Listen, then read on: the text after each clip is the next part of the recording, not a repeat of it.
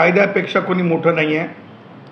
कायदा सर्वश्रेष्ठ आहे आणि माननीय सर्वोच्च न्यायालयाने दिलेले निकाल, माननीय उच्च न्यायालयाने दिलेले निकाल, भारतीय संविधानाच्या आर्टिकल 144 नुसार ते पोलिसांना बंधनकारक आहेत, ते सामान्य नागरिकांना बंधनकारक आहेत, राज्य शासनाला बंधनकारक आहेत. म्हणून मला हे सांगायचं आहे, जरंगेंच्या आंदोलनाच्या संदर्भानं जरंगेंना परवानगी माझे केस नंबर 188/2024 मुंबई उच्च न्यायालयातील रीट याचिकेमध्ये 24 जानेवारी 2024ला जो निकाल दिला त्या निकालाचा आधार देत जे आहे स्पष्टपणे जावक क्रमांक 752/2024 याप्रमाणे वरिष्ठ पोलीस निरीक्षक आझाद मैदान पोलीस ठाणे यांनी परवानगी नाकारलेली आहे जरंगेंना.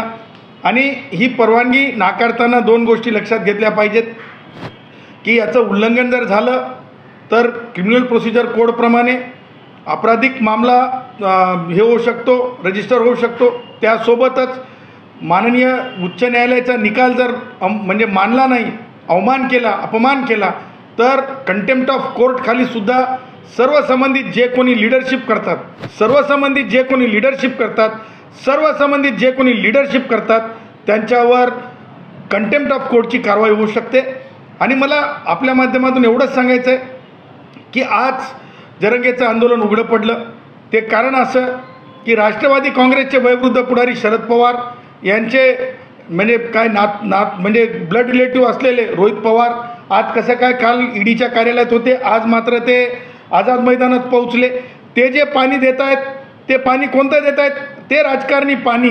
ह्याच्यावर लक्षात ठेवलं पाहिजे की ह्याच्या मागे सगळ्यात मोठा राजकीय डाव आहे. आणि म्हणून परीक्षेच्या दिवसामध्ये जरंगेने जे काही चालवलेलं आहे, मला माहिती नाही जरंगेला म्हणजे अभ्यास परीक्षेच्या पूर्वीचा अभ्यास किती महत्त्वाचा असते जरंगेनं माहिती आहे की नाही, पण मला माहिती आहे कारण मला जास्त लेकरं नाहीत, 4-5 लेकराचा मी बाप नाही, 2च लेकराचा बाप आहे. म्हणून मला माहिती आहे की लेकरू शिकवण्यासाठी लंडनला पाठवण्यापर्यंत शिकवण्यासाठी किती लेकराचा अभ्यास घ्यावा लागतंय, किती जागेवर बसून त्या लेकराची काळजी घ्यावी लागते. माझी झेन जेव्हा लंडनला जायला निघाली आहे तेव्हा मला माहिती आहे की किती हातावर जपावं लागतं लेकराला अभ्यासासाठी. त्याच्यामुळं मराठा समाजातली मुलं असोत, ब्राह्मण समाजातली असोत, बौद्ध समाजातली असोत, कोणताही समाज असो, OBC असोत, मुलांच्या शिक्षणाच्या काळामध्ये असा म्हणजे मानसिक अपराध कुणीही करू नये. आणि त्याही पुढं जाऊन जेव्हा न्यायालयाने सांगितलं तेव्हा तर करूच नये. आणि मला हे म्हणायचं आहे की एका बाजूला स्वतः सांगायचं की जायचं नाही आणि लोकांमध्ये संभ्रम पसरवायचा की चला चला, हे जे चाललेलं आहे हे अत्यंत चुकीचं आहे, हे एक षडयंत्र ओळखा.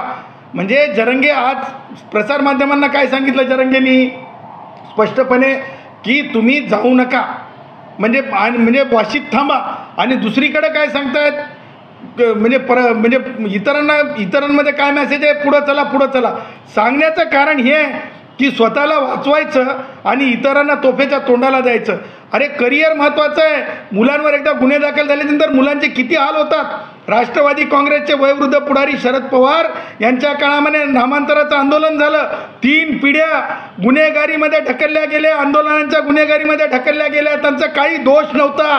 हे लक्षात ठेवलं पाहिजे, सामान्य कुटुंबानं लक्षात ठेवलं पाहिजे. सामान्य माझ्या भावांनो लक्षात घ्या, हे राजकीय षडयंत्र आहे. या षडयंत्राला तुम्ही बळी पडू नका. त्याच्यामुळं सांगायचं हेच आहे, कायद्याचं पालन करा. माझे मराठा भाऊ मागास ठरत नाहीत, त्याच्यामुळं आरक्षण मिळू शकत नाही, हे सगळ्यात महत्त्वाची बाब आहे.